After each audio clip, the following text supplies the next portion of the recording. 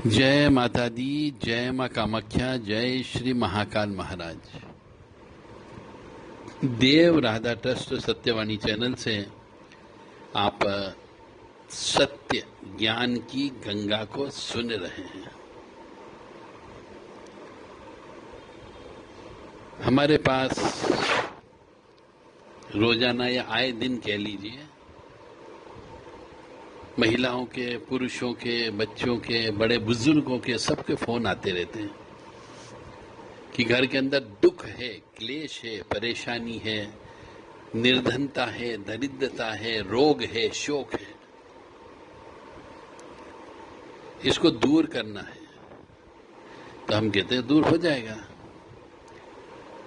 अब कैसे होगा ये पूछते हैं, उनको बता देते हैं कि इस तरीके से होगा।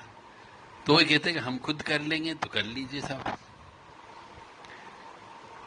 तो जो इसकी परेशानी, जो हमने शब्द यूज किए हैं, दुख, दरिद्रता, रोग, शोक, कष्ट, इन सब का एक ही कारण निकल के आता है कि घर के अंदर बहनें रहती है, बेटियां रहती है, पत्नी रहती है, मां रहती है। और ये महिलाओं को एक श्राप मिला हुआ है कि उनको हर महीने मासिक धर्म से होना पड़ता है। मासिक धर्म यानी एमसी पीरियड से, रजस्वला, अशुद्धता, और यदि गांव की भाषा में बात करें तो छुट्टी, यानी उस दौरान महिलाओं को कोई भी काम नहीं करना चाहिए। इसीलिए उसको हर महीने 3 या 4 दिन के लिए श्रापित कर दिया जाता है कि तुम कोई काम नहीं करोगे। परंतु आज के इस कलयुग में, भागम भाग की जिंदगी में, महिलाएं पुरुषों के साथ कंधे से कंधा मिलाकर के काम कर रही है। वो कहती है हम क्या पुरुषों से कम है क्या? तो होटल भी चला रही है, बैंक में काम भी कर रही है, दुकानदारी भी कर रही है, मेडिकल शॉप भी चला रही है, और तो और प्लेन भी उड़ा रही है, टैक्सी के रूप में ड्राइवरी का काम भी कर रही है। कंधे से कंधा मिला के, यानी बिल्कुल पुरुषों के बराबर। एमबीए कर लिया है उनने, डॉक्टरी की पढ़ाई कर ली है उनने, इंजीनियर बन गई है। तो उनके जीवन में धन की आवक तो हो रही है, क्योंकि पढ़ाई लिखाई कर ली उनने, डिग्री प्राप्त कर ली है, अनुभव हो गया है। तो धन तो आ रहा है, क्योंकि सर्विस करेंगे तो धन तो आएगा, दुकान पर बैठेंगे तो धन तो आएगा। परंतु उस धन का वो भोग नहीं कर पा रहे हैं। क्यों भोग नहीं कर पा रहे? क्योंकि मासिक धर्म की अवस्था में भी वह पैसे कमाने के लिए बाहर निकल रही है। और अशुद्धता, रजस्वला, एमसी पीरियड की अवस्था में यदि एक स्त्री घर के बाहर निकलती है तो अकाल मृत्यु वाली प्रेतात्माएं उसके पीछे लग जाती है और उसके शरीर पर चिपक जाती है। फिर उसको वह रोग देती है। और रोग भी कौन सा रोग देती है? गैनिक रोग दे देती है, गुप्त रोग दे देती है, स्त्री जनित रोग दे देती है, जिससे उसके बच्चे पैदा होना बंद हो जाते हैं। अब बच्चे पैदा होना बंद हो गए तो बच्चे पैदा नहीं हो रहे तो टेंशन में।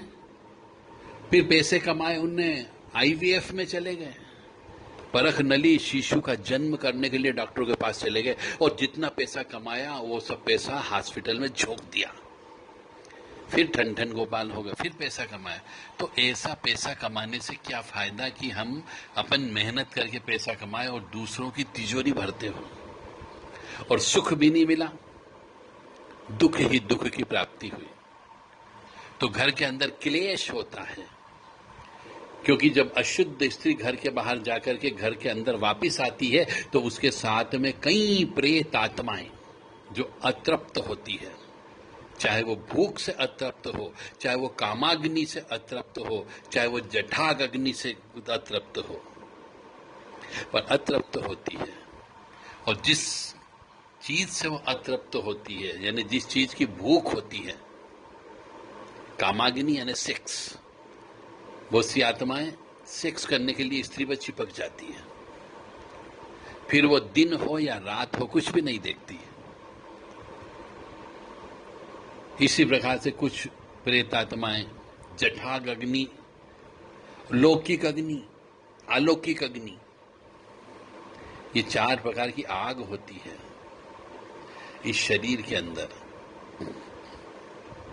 तो जिस आग में वो जलती है, वो जिसके ऊपर चिपक जाती है उसी तरीके से उसको जलाती है।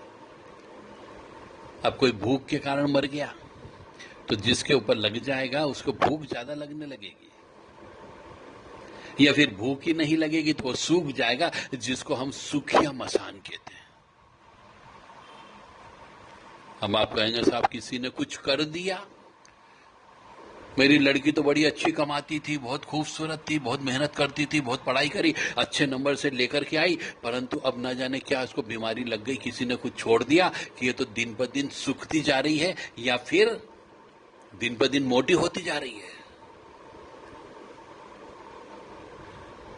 अब ज्यादा खाना खाएंगे तो मोटे तो होंगे और कम खाना खाएंगे तो सूखेंगे। अब जैसी आत्मा लग गई उसके पीछे, वो शरीर वैसा ही बन जाता है, क्योंकि वो उसके साथ अब पढ़े लिखे हो गए हो, अंग्रेजी माध्यम से पढ़े हो। अब आपने सनातन धर्म की किताबों का तो अध्ययन किया नहीं, किसी गुरु के पास गए नहीं, माँ बाप ने सिखाया नहीं अगरबत्ती दीपक कैसे लगाना, पूजा पाठ कैसे करना, मंदिर जाकर के क्या करना, उसका फल तो भोगना पड़ेगा ना।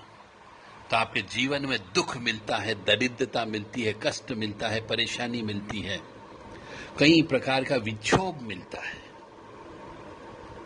हर जगह एक कशिश रह जाती है। कशिश यानी कि सुख प्राप्त करने की ललक, पर सुख नहीं मिलता, सिर्फ धन होता है, परंतु आत्मिक सुख, मानसिक सुख और शारीरिक सुख, तीनों ही सुख नहीं मिलता है, जो कि परमानंद देने वाले होते हैं।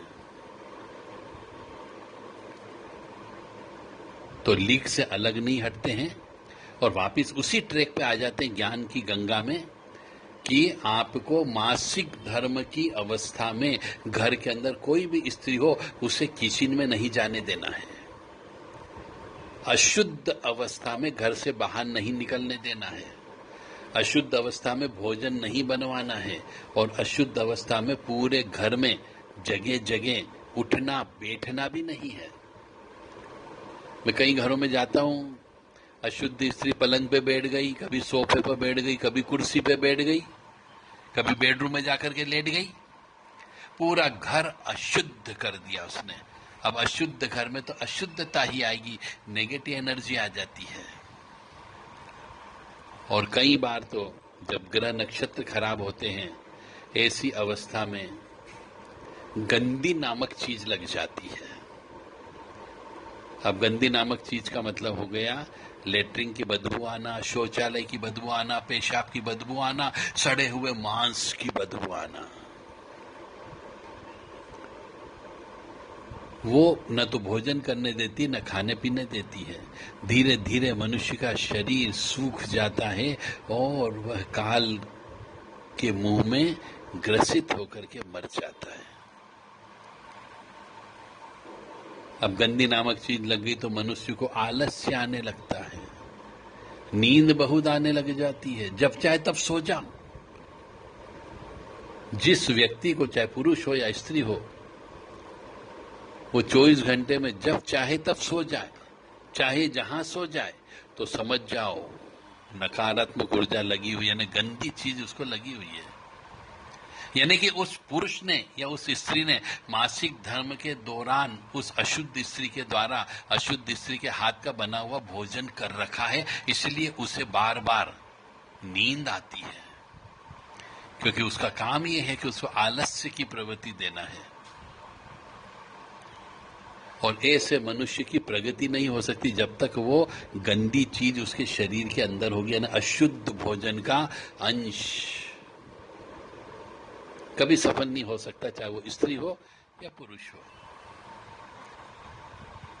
दिमाग काम नहीं करेगा, सोचने समझने की शक्ति काम नहीं करती है, इसे हम गंदी लगना बोलते हैं। दूसरे शब्दों में उसे आंसू मेहरानी भी कहते हैं, और अगले शब्दों में उसे चौगान वाली माँ भी कहते हैं, चौराहे वाली माँ भी कह सकते हो। कुछ कुछ लोग उसे मेलड़ी माँ भी बोलते हैं, शमशानी मेलड़ी, आंसू मेहता रानी। अलग अलग स्थानीय भाषा में अलग अलग तरीके से बोला जाता है, परंतु उसका काम वही होता है, मनुष्य को बर्बाद करना। क्योंकि मनुष्य ने गलती की कि इस अशुद्ध अवस्था में, चाहे उसकी मां ने बेटे को खिलाया हो, पत्नी ने पति को खिलाया हो, बहन ने भाई को खिलाया हो, बेटी ने बाप को खिलाया हो, जिसको भी उस अशुद्ध स्त्री ने अपने हाथ का बना हुआ भोजन खिलाया, उस पुरुष के शरीर में अशुद्धता चली जाती है। और वही अशुद्ध भोजन करके मनुष्य यदि व्यापार करने जा रहा है या फिर ऑफिस जा रहा है, तो रास्ते में कोई मंदिर मिल गया, उस मंदिर में जा गया, धोख दे करके आ गया, चरण स्पर्श करके आ गया भगवान के। क्योंकि शरीर के अंदर तो अशुद्धता भोजन है ही। पीरियड वाली स्त्री के हाथ का भोजन बना हुआ खा करके आप मंदिर जाओगे, तो मंदिर के गेट पर, मंदिर के चौकीदार के रूप में बहुत सी अच्छी प्रेत आत्माएं होती हैं। वह सब जानती है कि तुमने अशुद्ध भोजन करके आए हो, तो वहां की मंदिर पे भी, मंदिर की रक्षा करने वाली कुछ ताकतवर शक्तियां भी होती हैं। उनमें से एक ताकतवर शक्ति आपके ऊपर चिपक जाती अशुद्ध अवस्था में, पुरुष के ऊपर भी, क्योंकि वो अशुद्ध भोजन करके मंदिर गया। अब आदमी के ऊपर भी लग गई, औरत के ऊपर तो लगी हुई है ही है पहले से, क्योंकि वो अशुद्ध भोजन अवस्था में कि रसोई घर या किचन में जाकर के भोजन बना रही है। इस तरीके से दोनों पति पत्नी के बीच में अलग अलग शक्ति होने की वजह से दोनों आपस में तिल का ताड़ बनने लगता है, लड़ाई झगड़ा होने लगता है बिना वजह। अब बिना वजह मतलब कैसे? अरे चुप क्यों बैठे हो, कुछ बोलते क्यों नहीं, मेरे को नहीं करना बात, और उसी बात पे हाथापाई हो जाती है। एक दूसरे माँ बाप को गाली देने लगते, क्योंकि वो मनुष्य नहीं करता, उन दोनों के अंदर जो नेगेटिव एनर्जी बैठी हुई है अलग अलग, वो आपस में लड़ती है, और एक समय के बाद दोनों के बीच में फ्रैक्शन हो जाता है, तलाक, या फिर दरिद्रता आ जाती है, बीमारियां आ जाती है। और बीमारी भी गुप्त रोग होते हैं, पुरुष को भी गुप्त रोग होते हैं, स्त्री को भी गुप्त रोग होते हैं, यदि गंदी नामक चीज लग गई तो। और कुछ कुछ प्रेत होते हैं, वो भी उस गुप्त स्थान पर ही बैठते हैं, क्योंकि उन्हें तो सहवास करना होता है स्त्री के साथ। और यदि पुरुष के ऊपर स्त्री लग गई तो वो स्त्री भी सहवास करती पुरुष के साथ में। यह सब सच्ची घटनाएं हमने अपनी आंखों से देखी है, और हमारे पास इलाज के लिए कई व्यक्ति आए हैं, और ईश्वर की कृपा से उनको इलाज करके ठीक किया है। इसलिए आपसे हम यह बात कह रहे हैं। तो मेरी आप सबसे विनम्र निवेदन है कि घर के अंदर चाहे माँ हो, बहन हो, बेटी हो, पत्नी हो, बहू हो, या काम करने वाली बाई भी आती हो और जवान हो, तो उन सब से हाथ जोड़ के प्रार्थना करो कि साहब मासिक धर्म की अवस्था में आपको किचन में प्रवेश नहीं करना है, भोजन नहीं बनाना है, और पत्नी हो जाए तो उसके साथ एक बिस्तर पर, डबल बेड पर सोना नहीं है, उसको अलग सुलाओ या अपन अलग सो जाओ। क्योंकि एक रात भी यदि आपने अशुद्ध स्त्री के साथ गुजार ली विदाउट सेक्स, तो भी नकारात्मक ऊर्जा आपको जकड़ लेगी, क्योंकि आप जब नींद में होते हो तो मर जाते हो, आत्मा के ऊपर नियंत्रण कर लेती है वो, और आपकी जो पॉजिटिव एनर्जी होती है, ध्यान की, योग की, जप की, तप की, पूजा की, पाठ की, पिछले जन्म के पुण्य कर्म की, उनको भी वो क्षय कर देती है, नाश कर देती है। अब एक इसका अच्छा उदाहरण दे देता हूं ताकि समझ में आ जाए कि मासिक धर्म होता क्या है। यदि हम 4 जने सज्जन पुरुष या दुष्कर्मी भी या पापी भी व्यक्ति भी, हम चौराहे पर खड़े होकर बात कर रहे हैं आपस में, हम सब ने अच्छे से वस्त्र पहने हुए हैं, परंतु यदि हमारे सामने से कोई नंगी औरत पूर्ण निर्वस्त्र यदि आ रही होगी तो हम सब पुरुषों की निगाह नीचे हो जाएगी, हम उसकी तरफ देखेंगे नहीं, और या फिर उसके लिए रास्ता छोड़ देंगे कि भैया इसको निकल जाने दो। क्यों? वो इसलिए कि वो नंगी स्त्री पागल हो सकती है, कुछ भी कर सकती है, आपकी इज्जत उतार देगी वहां पे। इसलिए अपन कहते भैया निकल जान दो, चुपचाप हो जाओ, एक तरफ पहले निकलने दो, फिर बात करेंगे।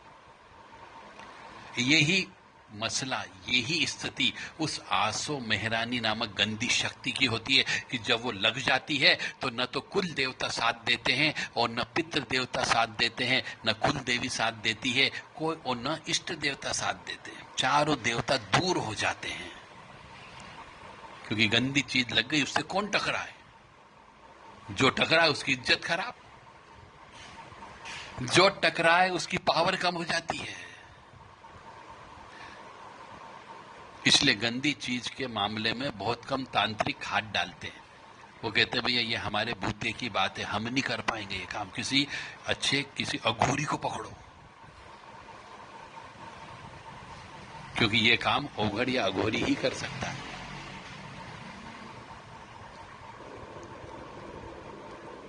तो घर के अंदर जितनी भी स्त्रियां जिनका मैंने नाम लिया है, यदि मासिक धर्म से होती है तो उनसे झाड़ू पोंछा भी नहीं कराना है आपको, नहीं तो कष्ट भुगतने के लिए तैयार रहो। हमारा क्या है? हमारा काम है आपको ज्ञान देना। हम आपको ज्ञान दे रहे हैं, लेना या नहीं लेना, दिल दिमाग पर लेना या नहीं लेना, आपकी स्व विवेक पर निर्भर करता है।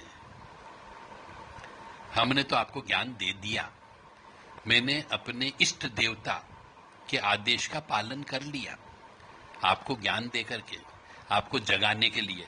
फिर भी यदि आप सोते रहते हो तो सोइए और कष्ट भुगतने के लिए तैयार रहिए। पैसा कमाइए, परंतु पैसे का भोग नहीं कर पाओगे। आपके पास खाने की थाली लगी हुई है, परंतु हाई शुगर है, हाई बीपी है, हम उस खाने की थाली में से सिर्फ वो चीज खा सकते हैं जो हमारे शरीर के लिए सुटेबल होगी। हम कोई मलाई नहीं खा सकते, गुलाब जामुन नहीं खा सकते, जो टेस्टी होती है वो टेस्ट हमारा खत्म कर दिया जाता है इन अदृश्य शक्तियों के द्वारा। तो ऐसा पैसा किस काम का कि हम, हमारे सामने अच्छी सजी हुई थाली है पर हम उसका भोग नहीं कर सकते, बीमार हैं, रोगी हैं।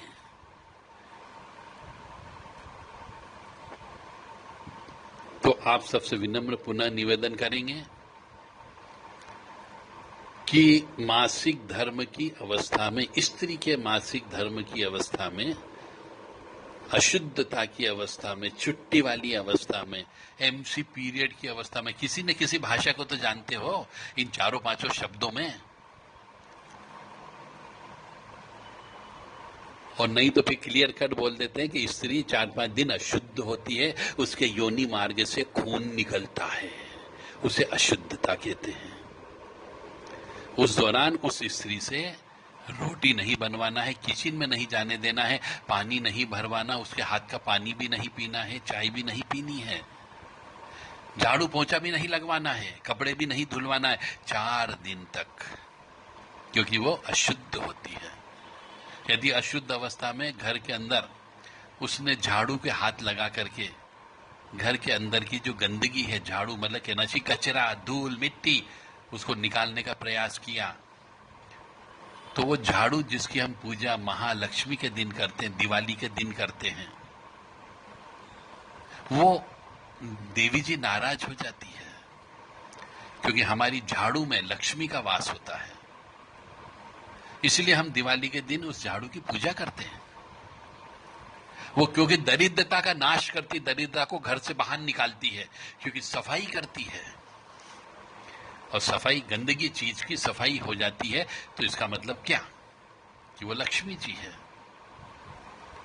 तो यदि अशुद्ध स्त्री झाड़ू के हाथ लगा ले, क्योंकि उसमें लक्ष्मी का वास है, यदि अशुद्ध स्त्री किचन में जाकर के भोजन बना ले तो अन्नपूर्णा का वास होता है किचन में, और वहां पे लक्ष्मी जी भी विराजमान होती है। तो जब दोनों देवियां, लक्ष्मी जी और अन्नपूर्णा, ओम श्रीं ह्रीं ह्रीं क्लीं लमन पूर्णा भवान्य नमो नमः। ओम श्रीं ह्रीं श्रीं कमले कमलालय प्रसीद प्रसीद श्रीं ह्रीं श्रीं ओम महालक्ष्मी नमो नमः। ये दोनों देवियां घर छोड़ के चली जाती है और फिर उस घर के अंदर दरिद्रता का वास आ जाता है, कष्टों का वास हो जाता है, रोग का वास आ जाता है, नेगेटिव एनर्जी आ जाती है, घर के अंदर क्लेश ही क्लेश हो जाते हैं, अशांति ही अशांति आ जाती है। परंतु मेरी बात आप नहीं मानोगे और कष्ट पहले भुगतोगे। क्यों?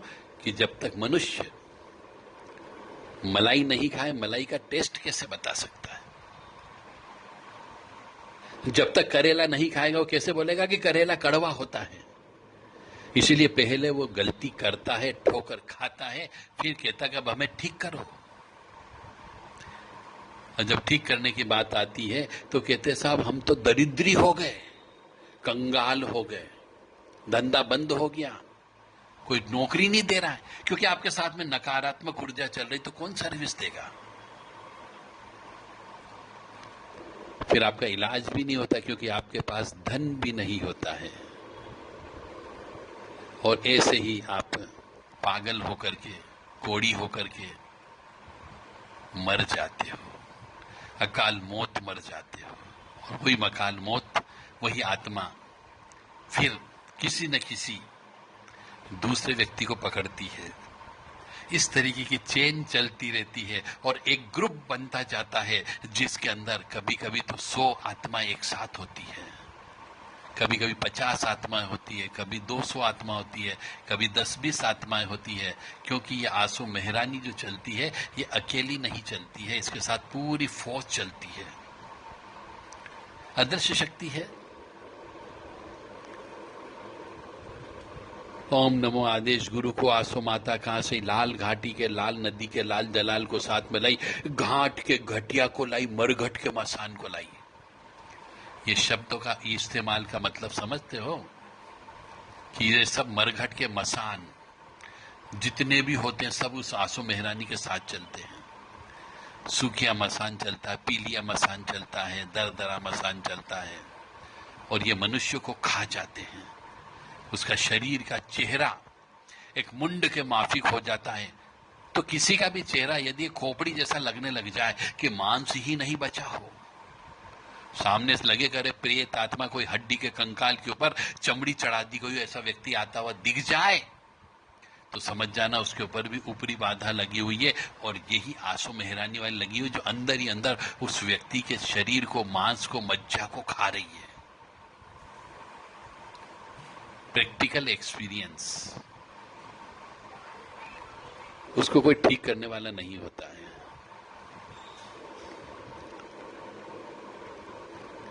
जय माता दी, जय मां कामाख्या, जय श्री महाकाल महाराज। समझ में आ गई हो तो घर को सुधार लेना, अभी भी समय है, ज्यादा नहीं बिगड़ा होगा। किसी से इलाज करवा लो। और नहीं आई समझ में बात तो धीरे धीरे जो ईश्वर ने लिखा है उसके अनुसार प्रकृति के गर्भ में, मृत्यु के ग्रास में चले जाना। जय मां। मां भगवती जगत जननी और परमपिता परमात्मा से प्रार्थना करते कि आप सबको सद्बुद्धि प्रदान करे और ये सनातन धर्म के ये रीढ़ की हड्डी है घर में सुख समृद्धि शांति लाने की, कि मासिक धर्म के दौरान स्त्री को चुपचाप एक तरफ बिठा दिया जाए, उस दौरान उससे कोई भी काम नहीं कराया जाए। यदि इसका पालन कर लोगे तो सुखी रहोगे, अन्यथा पैसा तो आता जाता रहता है। एक समय के बाद पागलपन की अवस्था जब आ जाती है तब मनुष्य को कुछ भी नहीं सूझता है, सिवा यही कहते रहता है कि मैं आत्महत्या कर रहा हूं, मैं आत्महत्या करने जा रहा हूं, मेरा कोई साथ नहीं दे रहा है, परिवार वालों ने साथ छोड़ दिया, रिश्तेदारों ने साथ छोड़ दिया, मित्रों ने साथ छोड़ दिया और वह एकांतवासी हो जाता है। मानो या न मानो यह पूर्णतः सत्य है। देव राधा ट्रस्ट सत्यवाणी चैनल से आप सत्य वचन सुन रहे थे।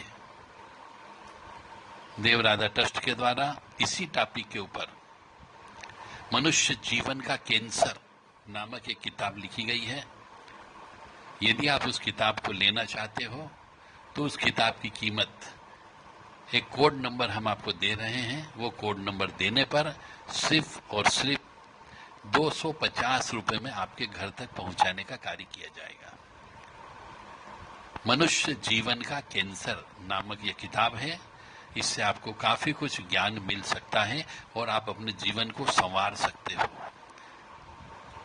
कोड नंबर है 28 जनवरी 1965।